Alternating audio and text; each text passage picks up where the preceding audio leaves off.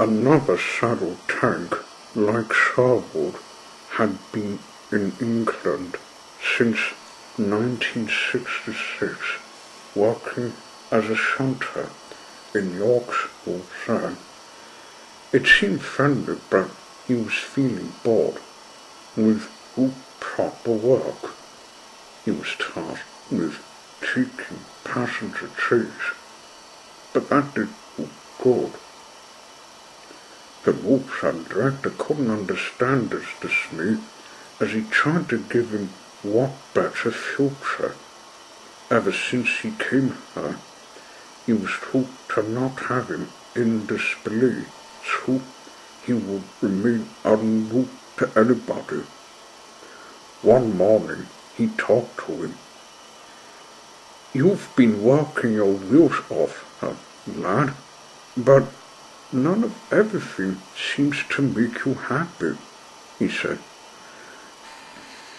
"I don't wish to be in the train yard, sir. Passenger trains are boring. There's no coach to take.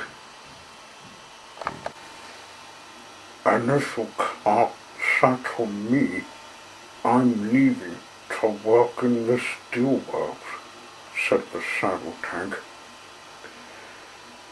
"I've had complaints telling me you were not settling, so I'd be glad to let you leave. I'll not tell anyone over." So he left the Waltham to work at the steelworks instead. He didn't mind working in it at first, what with chunks of metal and shunting emblems at a tip. But like at the Waltham, he didn't tell it his name. This is Mac Crackback, and he was trying to settle into one place that can't be shared with community services. You see, when he arrived at the Waltham, he was given what he thought a communications book from the director, but he secretly burnt it so he wouldn't let anyone know where he was from, such as the colony that was shot in 1966. "This one better not give me another one too," he thought. He made friends with two engines called Habib K and Frankie, who said he can help, while to his luck the manager was away. When the end of the day came, he went to visit Beckton. "I worked at Beckton Wharf before, so maybe I'll have better chances there," he asked himself.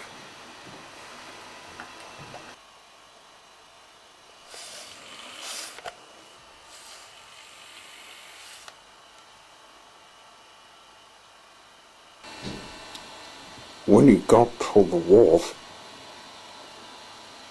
he looked for Foreman, who walked up to him. "Hello, what are you doing here? I thought you were left at the shutdown colony since 1966, he said. "I came here to work, sir, but there isn't a tractor shunt," said Nat Crack.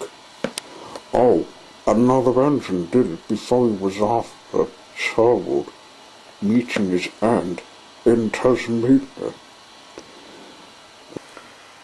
Last time I saw him, he went through the buffers. Why don't you join him there? He's working on Ghost the Nephew to White Beach. I'll bet you'll work there with not being a prisoner of a communications book." "They suck to tell the truth," said the foreman. Nat Crack interested, decided to find it behind the shed. While he went behind it, he listened to some sirens that were never heard from him since he left the corridor. He who sent them. He saw the man who didn't recognize him, assuming it was the manager who called the law. I must tell Sherwood my confession on this, Chief. It's my belief scrapping would happen if I get caught. Oh, Nutcrack. He steamed through the buffers before anyone had seen him.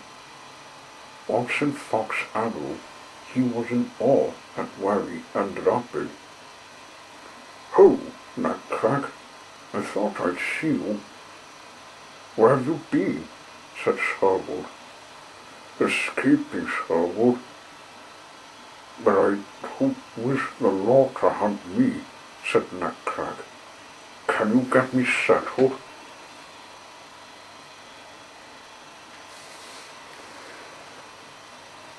"I might tell the Fed Controller, your rival. He's with me."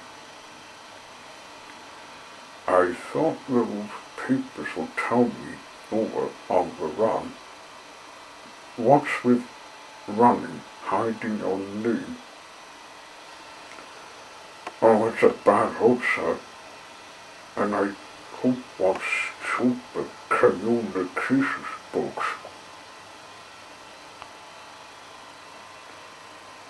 "I've just left the colony running to Lausanne and left it to work at the steelworks. The last thing I needed was the law to get me." "Well, wonder you're on the run. Sherwood's fake manager's blind when he was arrested.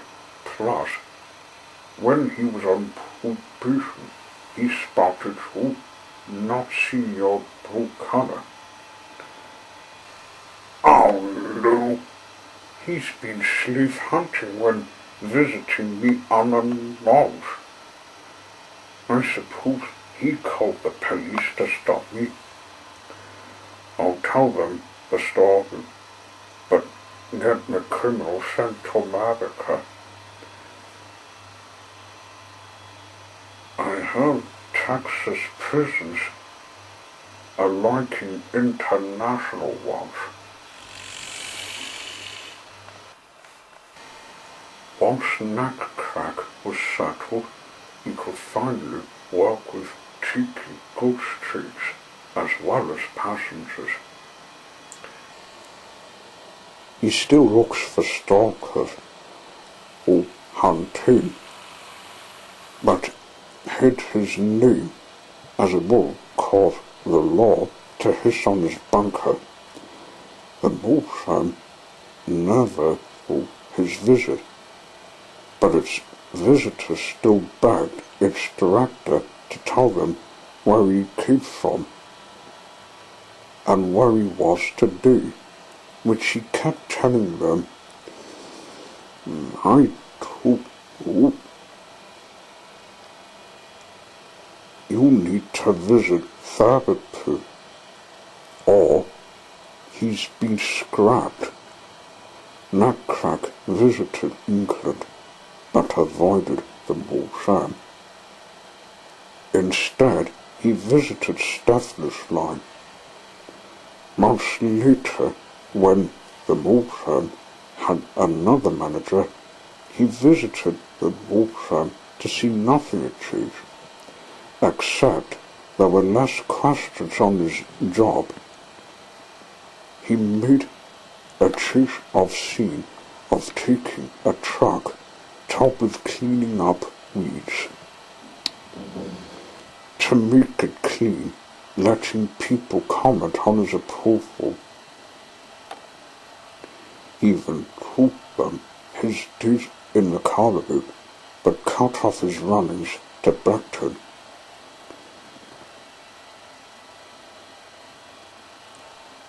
as if it wasn't mentioned. And never tell anyone I said this.